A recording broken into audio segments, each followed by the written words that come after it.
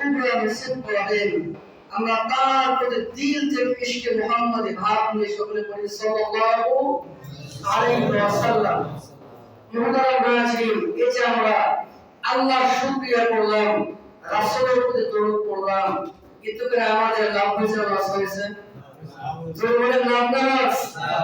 লাভ হয়েছে। হাদিসের ভিতরে আসছে কোন বান্দা যদি একবার আল্লাহকে আল্লাহ বলে ডাক দেয় অথবা আল্লাহ যে কোনো একটা নাম বলে আল্লাহকে ডাক দেয়, আল্লাহ পাক রব্বুল আলামিন ও জাতির প্রতি এমন পরিমাণে খুশি হয়ে যায়, আল্লাহ পাক রব্বুল আলামিন ফেরেশতাদেরকে নিয়ে বড় করে সুবহানাল্লাহ। এবং হাদিসের ভিতরে আসছে সহিহ হাদিস, আল্লাহ নবী বলেন উম্মত যদি মুহাম্মদ নিয়ে আমার প্রতি একবার দরুদ পড়ে, আল্লাহ পাক রব্বুল আলামিন তার অতীত জীবনের তার পেছনের জীবনের 10টা গুনাহ মাফ করে সুবহানাল্লাহ। শুধু তাই নয়, 10টা গুনাহ মাফ করে, ওই 10টা গুনাহকে আল্লাহ পাক রব্বুল আলামিন নেক দ্বারা পরিবর্তন করে দেন। শুধু তাই নয়, আল্লাহ পাক রব্বুল আলামিন তার ওই বান্দার ইজ্জত, তার বান্দার মর্যাদা 10 গুণে বাড়িয়ে সুবহানাল্লাহ।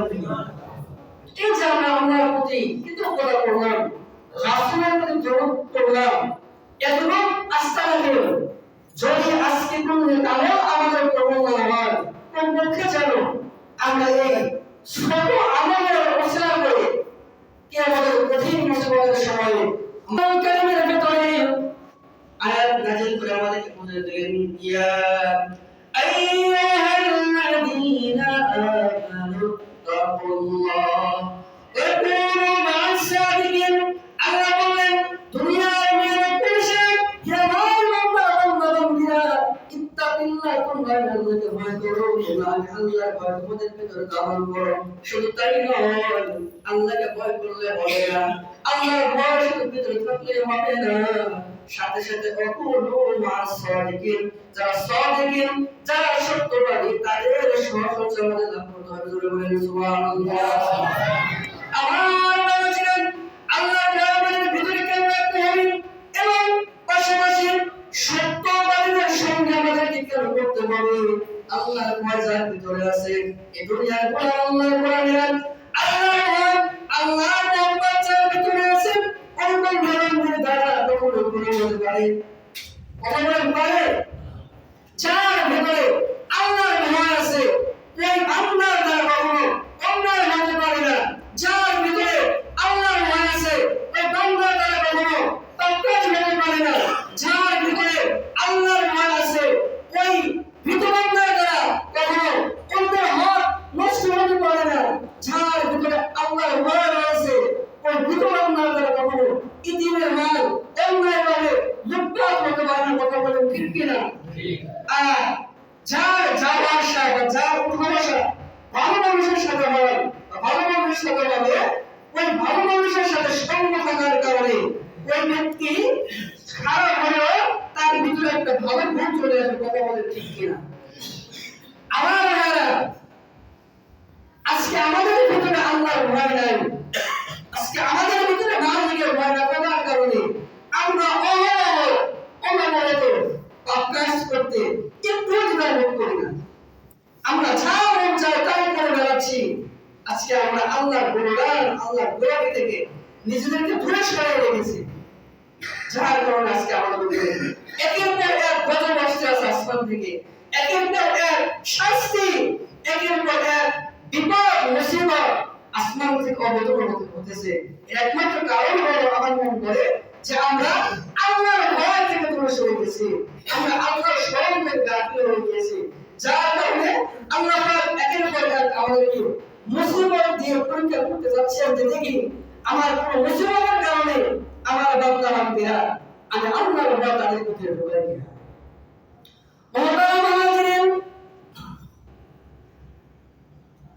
ইবনে মাজাহ শরীফের 401 অর্থাৎ 4019 নম্বর হাদিসের ভিতরে আছে, আল্লাহ নবী বলেন কোন জাতি যখন 5টা বিষয়ে অমনোযোগী হয়ে যায়, বান্দাবান্দি যখন পাঁচটা বিষয় থেকে গাফিল হয়ে যায় তখন আমি আল্লাহ পাক রব্বুল আলামিন ওই জাতির উপরে একের পর এক পাঁচটা বিপদ আমি আল্লাহর পক্ষ থেকে নাযিল করি।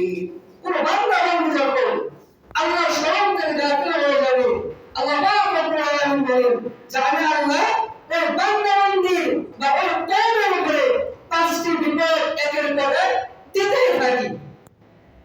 এক নম্বর হলো কোন জাতি যখন গুনাহ করতে করতে কোন জাতি যখন পাপ করতে করতে এত জায়গায় পৌঁছে যেটা জীবনের একদম সর্ব উচ্চ স্তরে পৌঁছে গিয়েছে তখন আল্লাহ পাক রব্বুল আলামিন তাদেরকে আশ্বাস দেওয়ার জন্য সামান্য কিছু বিপদ দিয়ে থাকে। তখন বান্দাবান্দি যখন পৌঁছে বেজার করে যখন কিসে বেজার করে মাকে বেজার করে আল্লাহ পাক রব্বুল আলামিন আমাদেরকে তখন একটা মহা আয়োজন করে যাতে করে আমরা পরিশুদ্ধ হয়ে যাই। আলহামদুলিল্লাহ আমরা তো মনে হয় এরকম কেউ নাই যে ওজনের মধ্যে ভেজাল করি, আছে এরকম কেউ? আমরা কেউ নাই, আমরা সবাই আলহামদুলিল্লাহ। তো দেখা যায় কিছু কিছু জায়গায় যে আপনি 50 টাকার কিছু জিনিস কিনবেন, এখন তো মিটারের সিস্টেম বের হয়েছে, আপনারা মনে করেন যে মিটার মনে হয় আপনাকে সঠিক মাত্রা অথচ না, এটা ডিজিটাল চোর, এটা কোন চোর? ডিজিটাল চোর। এক সময় চোররা আপনাকে পিস্তল থেকে আপনার থেকে সম্পদ দিত, কিন্তু এখন বিদর্মীরা আমাদের ইমানকে হরণ করার জন্য এমন কিছু পন্থা অবলম্বন করে দিয়েছে যাতে করে আমরা মানুষকে সহজে দোকানে বোকা বানাতে পারি। তাহলে এক নম্বর কারণ হলো আমরা যখন মাপের মধ্যে বেচার করবো আল্লাহ পাক রব্বুল আলামিন আমাদেরকে কি করবেন? মহামারী দ্বারা পরীক্ষা করবেন বা শাস্তি দেবেন। সম্মানিত হাজির, হাদিসের ভিতরে 2 নম্বর কথা বলা হয়েছে কোন জাতি যখন যাকাত দেওয়া স্বীকার করবে, যাকাত থেকে মুক্তি নিয়ে নিবে, আল্লাহ পাক রব্বুল আলামিন তাদের থেকে রহমতের বৃষ্টি উঠিয়ে দিবেন। যখন কিসের বৃষ্টি? রহমতের বৃষ্টি আল্লাহ পাক রব্বুল আলামিন আমাদের থেকে উঠিয়ে নেবেন। আমার মনে হয় এই যে এত তাপমাত্রা একমাত্র কারণ হলো কিছুদিন আগে আমাদের একটা জাকাতের সময় চলে গেছে, কথা বলা গেছে কিনা? এটা রমজান মাস, আমরা যারা বাৎসরিক একটা হিসাব করি আমরা অধিকাংশ রমজান মাসে কি করে জাকাত দিয়ে দেই, কিন্তু যারা এখানে ইলেকশনে করেছেন, যারা জাকাত ফরজ হওয়া সত্ত্বেও জাকাত সঠিকভাবে পরিশোধ করেননি, আমার তো মনে হয় আল্লাহ পাক রব্বুল আলামিন ওই যে একটা শাস্তি ওটা এখন আমাদেরকে দিচ্ছে। এখন থেকে আমাদের কিভাবে আল্লাহর কাছে তওবা করব, কিভাবে আমরা একটি পরিত্রাণ পাব, এই চিন্তা ফিকির আমরা কি কখনো করেছি? কখনোই করি না। সম্মানিত হাজির, এখন বৃষ্টি হয় না, যার ফলে আমরা আল্লাহকে বলি আল্লাহ আমাদের অবস্থা তো নাজেহাল হয়ে গিয়েছে, আল্লাহ আমরা তো আর পাচ্ছি না, একটু বৃষ্টি দান করো। আপনি কি এরকম বলবেন আল্লাহ বৃষ্টি দেবে? আল্লাহ কি এত সহজ? সম্মানিত হাজির, এত সহজ নয়। আল্লাহর কাছে কাকুতি মিনতি করতে হবে। মুসা নবীকে আপনারা শুনছেন কিনা? শুনছেন? মুসা নবীর নাম জানেন এরকম মুসলমান তো আছে, কথা বলে আছে আছে, কেউ একটু কথা বলে তখন কথা বলতে ভালো লাগবে। তো পয়গম্বর মুসা আলাইহিস সালামের জামানায় দীর্ঘদিন বৃষ্টি হয় না, অনেকদিন বৃষ্টি না হওয়ার কারণে ফসলগুলো নষ্ট হয়ে যাচ্ছে, মানুষের জীবন অতিষ্ঠ হয়ে গিয়েছে। সকলে মিলে নবীর দরবারে আসছেন আল্লাহর পয়গম্বর মুসা, আল্লাহর কারীম বৃষ্টি না হওয়ার কারণে আমাদের ক্ষতি হচ্ছে, আপনি যদি আল্লাহর কাছে দোয়া করেন তবে আল্লাহ পাক রব্বুল আলামিন আপনার দোয়ার বরকতে দুনিয়ার মধ্যে বৃষ্টি বর্ষণ করবেন। লোক হলো মুসা নবীর কাছে গিয়েছেন যে আল্লাহ পয়গম্বর আপনি যদি আল্লাহর কাছে দোয়া করেন হতে পারে আল্লাহ আপনার দোয়ার বরকতে দুনিয়ার ভিতরে বৃষ্টি বর্ষণ করবেন, সেটা আপনি আল্লাহর নবী। তো যাই হোক, কওমের কথা অনুযায়ী সকলকে নিয়ে পয়গম্বর মুসা আলাইহিস সালামের দিন খোলা ময়দানে বৃষ্টির জন্য আল্লাহর কাছে দোয়া করতেছেন, নামাজ পড়তেছেন, ইস্তিগফার করতেছেন, তবুও দীর্ঘ সময় পার হয়ে যাচ্ছে, কোনো বৃষ্টি হচ্ছে না, আল্লাহর পক্ষ থেকে কোনো রহমত দুনিয়ার ভিতরে আসতেছে না। তো আল্লাহর পয়গম্বর মেজাজ আমাদের মতো গরম ছিল না, নরম ছিল আমাদের মতো, নরম ছিল না। এটা আল্লাহকে বলতেছেন, আল্লাহ এই যে আপনি কি এত বারবার দেখতেছি, তো বারবার কান্না করে আপনি বলতেছি, আপনি কেন বৃষ্টি দিচ্ছেন না, আপনি কেন দুনিয়ার ভিতরে আপনার রহমত নাযিল করতেছেন না, আপনি কেন আমাদের দোয়াকে কবুল করতেছেন না। আল্লাহ পাক রব্বুল আলামিন সাইয়েদনা হযরত মুসা আলাইহিস সালাম যখন এইভাবে আল্লাহকে বলতে লাগলেন, আল্লাহ পাক রব্বুল আলামিন ফেরেশতা জিবরাইলের মাধ্যমে পয়গম্বর মুসাকে জানিয়ে দেন, ও পয়গম্বর মুসা, তোমার এই মজলিসের ভিতরে, তোমার এই দোয়ার ভিতরে এমন একজন বান্দা আছে, আল্লাহর এমন একজন গোলাম রয়েছে যে বান্দা বিগত 40 বছর হলো একের পর এক পাপ কাজ করতেছে। অতএব ও পয়গম্বর মুসা, এই আল্লাহ পাকের সিদ্ধান্ত হবে, যতক্ষণ পর্যন্ত এই মজলিস থেকে ওই পাপী বান্দা না উঠে যাবে, ততক্ষণ পর্যন্ত আমার পাপের পরাগামী দুনিয়ার ভিতরে বৃষ্টি বর্ষণ করবেন না। আল্লাহ পাকের সিদ্ধান্ত হবে, যতক্ষণ পর্যন্ত এই মজলিস থেকে ওই পাপী বান্দা না উঠে যাবে, ততক্ষণ পর্যন্ত আল্লাহ আপনার দোয়া কবুল করবেন না, ততক্ষণ পর্যন্ত দুনিয়ার ভিতরে বৃষ্টি হবে না। এই কথা মুসা নবী শুনছে, পয়গম্বর তো রেগে অবস্থান করে হয়ে গেছে, কেমন করবে, কেমন আরে এই মজলিসের ভিতরে আছে, যার কারণে আল্লাহ পাক আমার দোয়া কবুল করছেন না, যার কারণে দুনিয়ার ভিতরে বৃষ্টি হচ্ছে না, কেমন আসলে থেকে চলে যায়। পয়গম্বর ঘোষণা করছেন, ওই বান্দাকে সেখান থেকে উঠে চলে যাও। এবার পয়গম্বর মুসার মুখ থেকে যে কথা যখন অবিলম্বে শুনেছে, উনি এবার চিন্তা করতেছে, হায় হায় অবস্থা তো অন্যরকম, এখন যদি আমি এখান থেকে উঠে চলে যাই, তখন মানুষ আমাকে কোন চোখে দেখবে, মানুষ আমাকে কিভাবে নিবে, যে কে বলতা এর পাপের কারণে আল্লাহ পাক দুনিয়ার ভিতরে বৃষ্টি দেয় না, এই যে একটা খারাপ মানুষ আমাকে বলবে, অথবা মানুষ আমাকে শারীরিকভাবে আঘাত করতে পারে, যে তাকে তোর জন্য এখানে বৃষ্টি হচ্ছে না, আর তুমি এখানে অনায়াসে বসে বসে তুজু যুক্তেছো, তুমি এখান থেকে কেন চলে যাওনি, এই যে কেন যাওনি আর কি বলবে, কথা কথা দুইটা, কেমন চলে যাওনি আর মানুষ আমাকে কি বলবে, এই দুইটা কথা তার ভিতরে এমন ভাবে আঘাত করেছে। আঘাত করার কারণে ওই বান্দা চোখের পানি আল্লাহর দরবারে ফেলে বলতেছেন, আমি বিগত 40 বছর একবার আপনাকে আল্লাহর কাছে ডাকি নাই, আমি আল্লাহ আপনার নাফরমানি করেছি, আপনার হুকুম অবাধ্য হয়েছে, কিন্তু আশা নাই আজকে আমি এই ময়দান থেকে এখন মুসলিমাই এমন ভাবে তওবা করলাম, ও ভাই জীবন আর কোনোদিন গুনাহ করব না, জীবন আর কোনোদিন পাপ কাজ করব না, আল্লাহ আপনি আমাকে মাফ করে দেন, এই জাতির সামনে আপনার পয়গম্বরের সামনে আপনার গর্বমান করবেন না, আজকে আমি দিল থেকে আপনার কাছে তওবা করলাম, আপনার ভয়াবহ ভিতরে নিয়ে আমার অতীত জীবনের 40 বছরের গুনাহের জন্য, 40 বছরের পাপের জন্য আপনার কাছে দিল থেকে মাফ চাইলাম, আল্লাহ আপনি আমাকে মাফ করে দেন, এবং ভবিষ্যৎ জীবনে যেন আমার আর কোনো অন্যায় না হয়, এরকম তৌফিক আপনি আমাকে দান করেন। আমার কিতাবের মধ্যে আছে, এই কথা যখন বান্দা চোখের পানি ছেড়ে আল্লাহর কাছে বলছেন, বান্দা বলতে দেরি, সাথে সাথে জমিনের ভিতরে বৃষ্টি হতে দেরি, নজর করেন সুবহানাল্লাহ। তওবা করতে দেরি, আল্লাহর রহমত ওই জমিনের ভিতরে আসতে দেরি করে দেয়। তো আমার কথা বুঝে থাকতে বলো, সে আল্লাহ তখন ছিল, এখন আছে না নাই? আছে না নাই? এবং ভবিষ্যতেও থাকবে, যদি আমরা দিল থেকে আল্লাহর কাছে তওবা করতে পারি, যদি আমরা আমাদের গুনাহের কথা স্মরণ করে চোখের পানি ফেলতে পারি, তাহলে আল্লাহ পাক রব্বুল আলামিন তখন ছিলেন, এখনো আছেন, ভবিষ্যতেও থাকবেন, সে আল্লাহ আমাদেরকে মাফ করবেন কিনা, সেটা করবেন কিনা।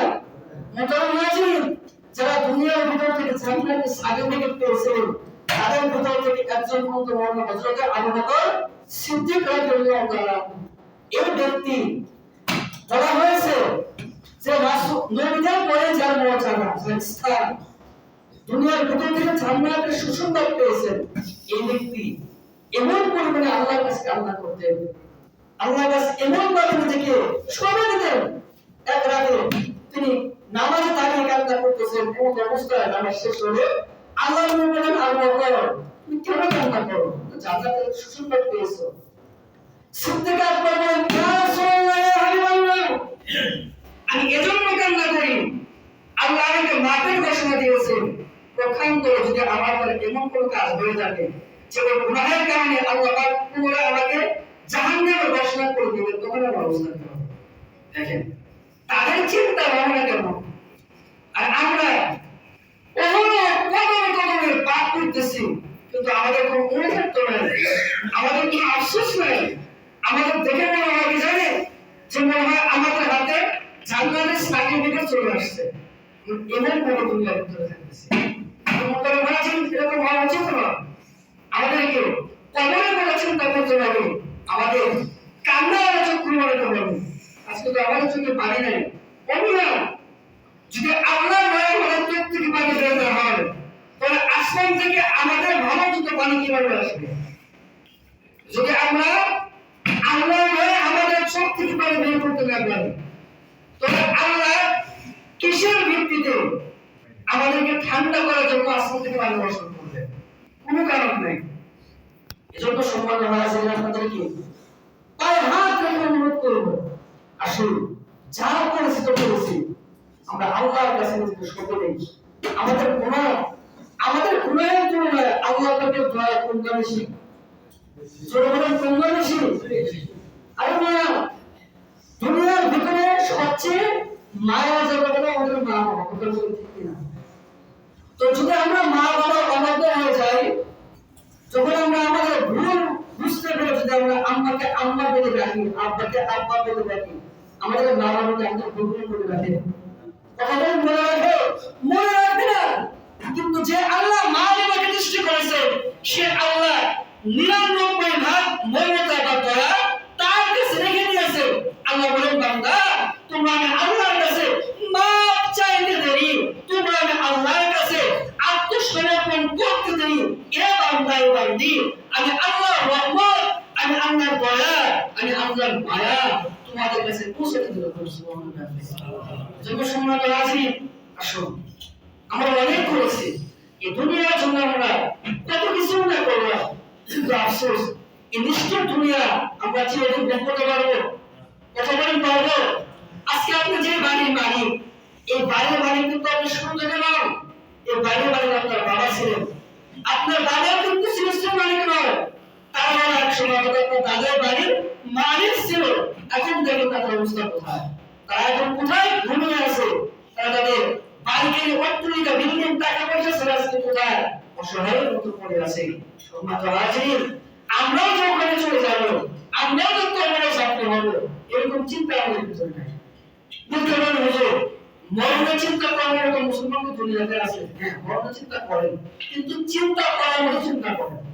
এখন যদি আমাকে আপনাকে বলা হয় যে জুমার নামাজের শেষে এই যে মসজিদের মাঠে আমাকে ফাঁসি দেওয়া হবে, আমার অবস্থা এরকম থাকবে? কথা বলে থাকবে এরকম? আমার চোখ থেকে পানি বের হবে, পাল্লা আমার কোনো পানি ঝরতে শুরু হয়ে যাবে, কেন? নামাজের পরে আমার মৃত্যু হবে। কিন্তু সম্মানিত হাজিরিন, আল্লাহ পাক রব্বুল আলামিন আমাদেরকে এমন ভাবে দুনিয়ার ভিতরে পাঠিয়েছেন, বান্দা যে কোনো সময় তোমার হায়াতের বসে আমি আল্লাহ কেটে ফেলবো, অতএব সর্বপ্রথম তোমরা প্রস্তুত থাকবে। কিন্তু আমরা এমন ভাবে চলি যে আমরা মনে হয় আর দুনিয়া থেকে চলে যাবো। সম্মানিত হাজিরিন, অল্প সময়ের ভিতরে যে কথাগুলো বুঝাতে চাইলাম, যে আমরা মানুষ, আমাদের ভুল হয় স্বাভাবিক, কিন্তু ভুল নিয়ে যেন আমরা কবরে না যাই, অন্যায় নিয়ে গুনাহ নিয়ে যেন আমরা কবরে না যাই, আমরা যেন আল্লাহর প্রিয় বান্দা বান্দীর কবরে যাই, এরকম চিন্তা, এরকম ফিকির আমাদের থাকতে হবে কিনা? আল্লাহ রাব্বুল আলামিন আমাদের শ্রোতা বক্তা উভয়কে যে কথাগুলো শুনলাম বললাম, কথাগুলো ভুলটুকু ক্ষমা করে সঠিকটুকু সঠিকভাবে বুঝে আল্লাহ রাব্বুল আলামিন আমাদের সবাইকে মানব আল্লাহুম্মা আমিন। যারা সুন্নাত করে তারা সুন্নাত করে না।